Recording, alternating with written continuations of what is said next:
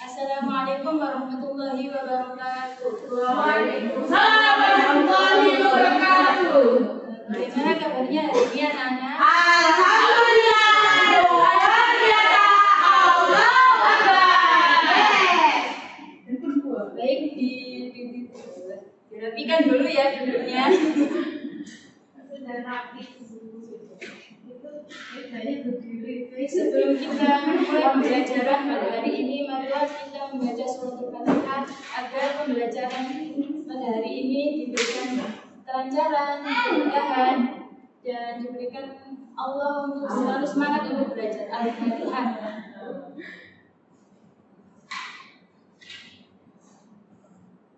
Amin. Nah, sebelum masuk ke materi pada hari ini, Ibu mau tanya kepada kalian, apakah kalian pernah mendapat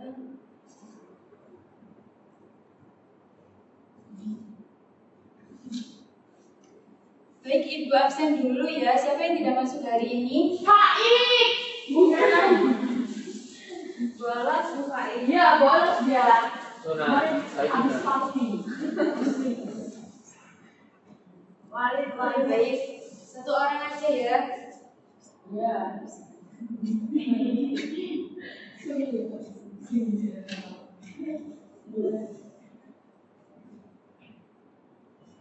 Sebelum masuk materi pembelajaran, mau tanya kepada kalian.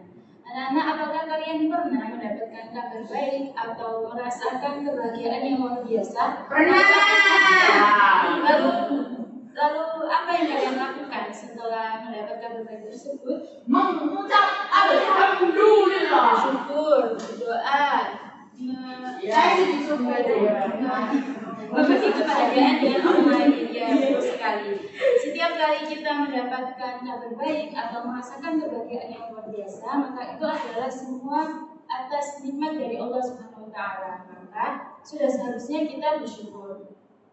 Nah, dalam ibadah kita juga terdapat dua sujud lagi yang mungkin belum banyak kalian ketahui, yaitu sujud tilawah dan juga sujud sahwi.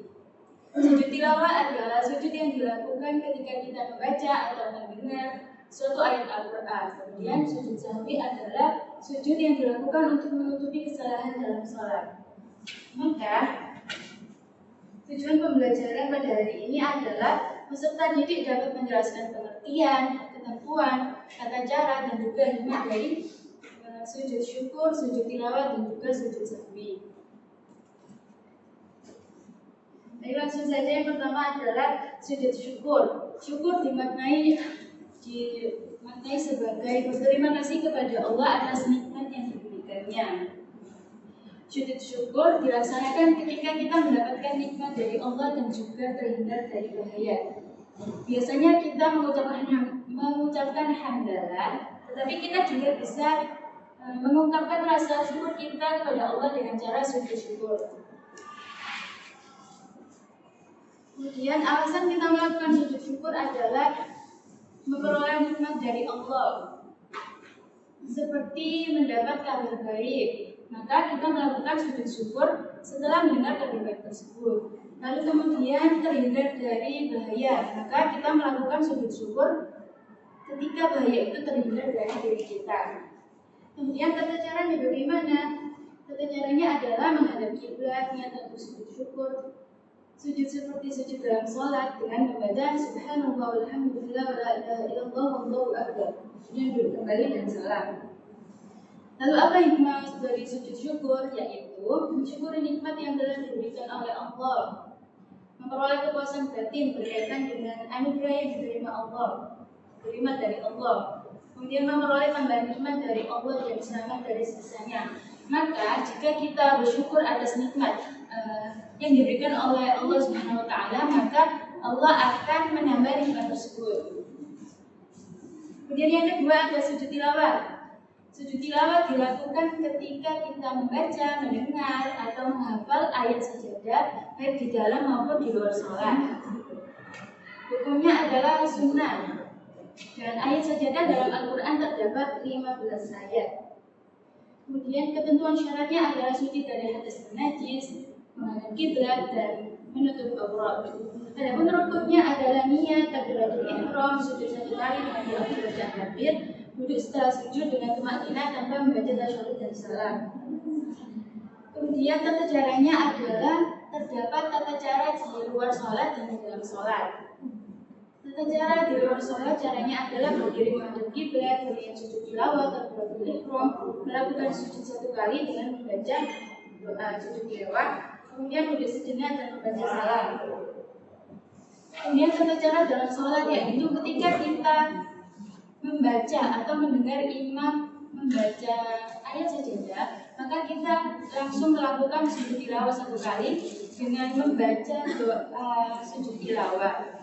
Dan setelah sujud kita berdiri kembali untuk melanjutkan sholat kita.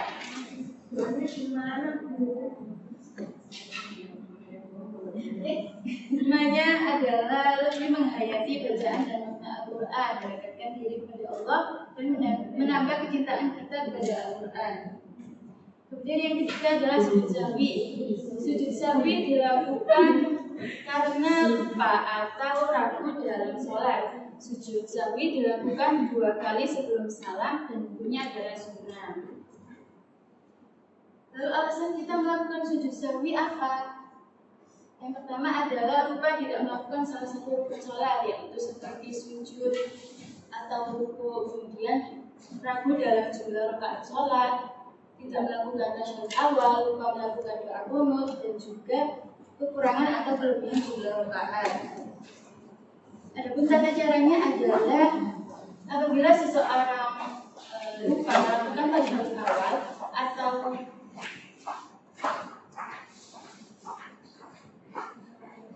lupa tidak melakukan tasyahud awal dan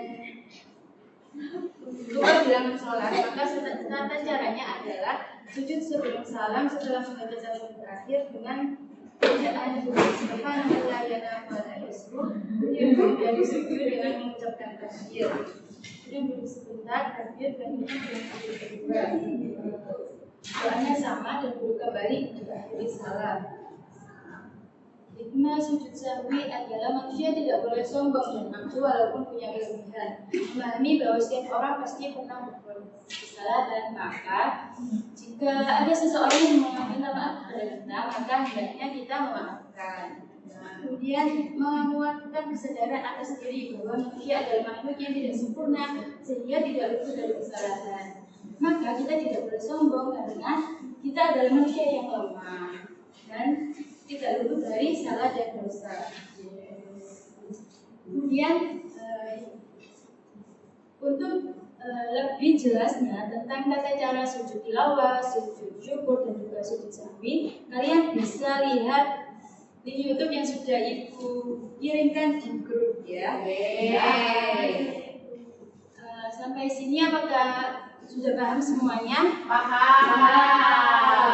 paham, sekarang kalian membentuk kelompok, 2 kelompok, 1, 2, 3, 1, 2, 3. Ini kelompok 1, ini kelompok 2. Itu bukan. Ini bahkan akreditasi nasional. Kalian akan mendiskusikan LKPD yang Ibu berikan.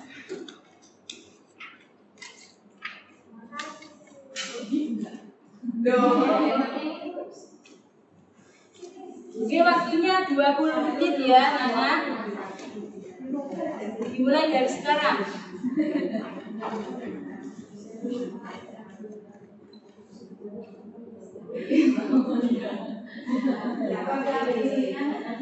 Tidak ada, mudah sekali. Oke, sudah 20 menit anak-anak. Apakah sudah selesai? Sudah.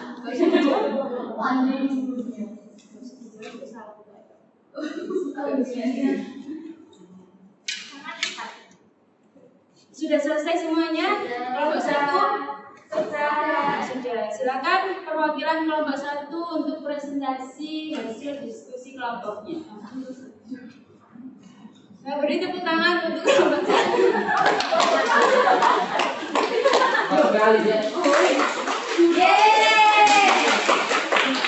Lalu kelompok 2 silakan. Perwakilannya. Beri tepuk tangan juga untuk kelompok 2. Setelah pemaparan materi dan diskusi kelas, apakah kalian sudah paham? Sekarang, jika sudah paham, Ibu ini ada kuis. Kuisnya 3 soal. Siapa anggota kelompok yang lebih banyak menjawab soal? Saya. Kelompoknya akan menjadi pemenangnya. Dan nanti nilainya akan diakumulasikan dengan nilai kelompok tadi.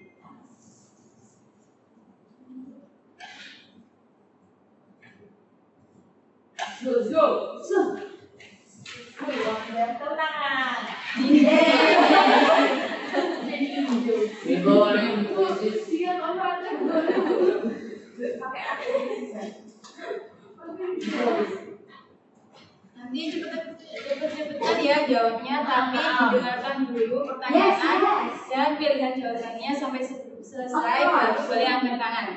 Oke, sudah paham semuanya? Kita mulai kuisnya. Nomor 1. Rashid melaksanakan sholat zuhur, namun ia lupa tidak melakukan tasyahud awal. Sebelum salam, ia melakukan sujud sahwi. Ilustrasi tersebut menunjukkan hikmah melakukan sujud sahwi adalah Saya.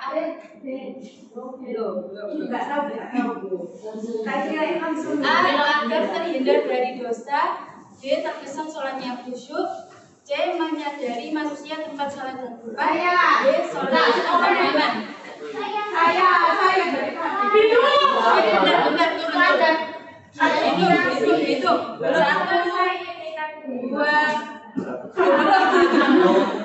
Ikutan.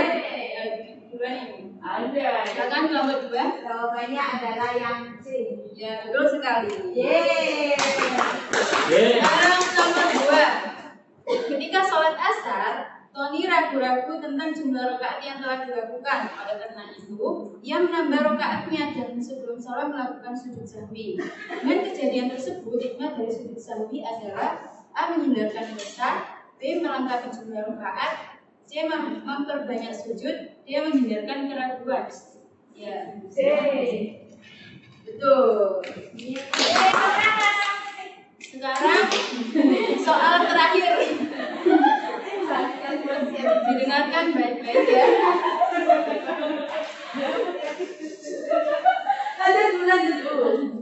Pada saat sholat jamaah, imam membaca ayat sajadah tetapi tidak melakukan sujud tilawah. Maka sebagai makmum yang dilakukan adalah A. Mengikuti imam, B. Mengikuti imam tidak sujud karena sujud tilawah adalah sunnah. C. Mengajak teman di samping untuk sujud tilawah. D. Sujud tilawah sendirian. B. Ya, betul. Jadi contohnya ini adalah kelompok 2. Beri tepuk tangan untuk kelompok 2.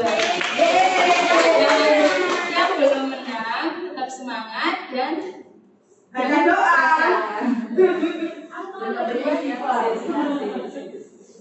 Bu, ada sholat dulu. Saya kelompok 2 ya, Bu.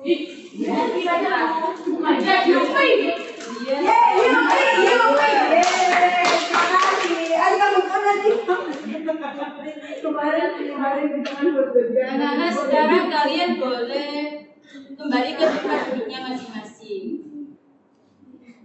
Setelah mempelajari tentang sujud tilawah, sujud syukur, dan juga sujud sahwi, maka dapat dipahami bahwa ketika sujud tersebut adalah bentuk kepatuhan dan ketundukan kita kepada Allah. Maka Ibu berharap kalian bisa menerapkan dalam kehidupan sehari-hari dan juga selalu memperbaiki dalam beribadah.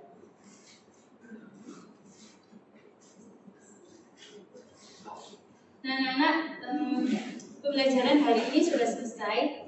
Apakah ada yang bisa menyimpulkan apa yang telah kita pelajari hari ini? Saya bisa. Ya, silakan. Jadi Bu, yang dapat saya pelajari dari tadi pelajaran tadi itu yang pertama yakni sujud syukur, di mana sujud syukur ialah merupakan salah satu bentuk apa ya, rasa syukur kita itu juga bisa. Terus untuk sujud tilawah itu kita mendengarkan suara imam, bacaan imam ya. Terus untuk sujud sahwi, Salah. untuk sujud sahwi ya, sujud ketika kita kayak kurang melaksanakan rukun-rukun yang ada di sholat. Nah, apa dari sujud sahwi ini manfaatnya kita dapat mengintrospeksi diri bahwasanya kan al-insan mahmud khata wa nisyan. Jadi orang itu tempatnya salah dan salah. Ya, terima kasih. Ya, sama-sama.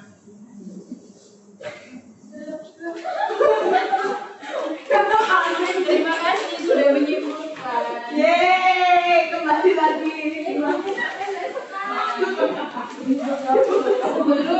Sebelum kita menutup pembelajaran pada hari ini, apakah ada yang ditanyakan?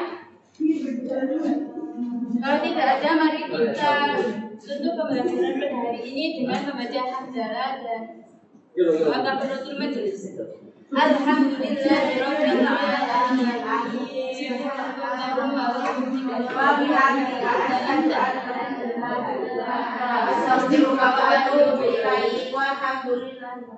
Amin.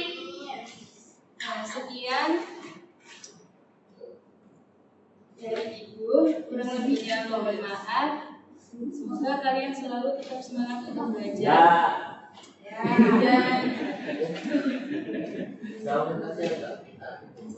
Dan sedikit pesan dari Ibu. Siap. Lakukanlah sesuatu sekuat yang kalian bisa. Kalau pun tidak apa-apa. Jangan terlalu menuntut untuk selalu sempurna, karena selain kesempurnaan itu hanyalah milik Allah, tetapi juga karena kita hidup untuknya, tak bukan milik sempurna. Terima kasih. Wassalamualaikum warahmatullahi wabarakatuh.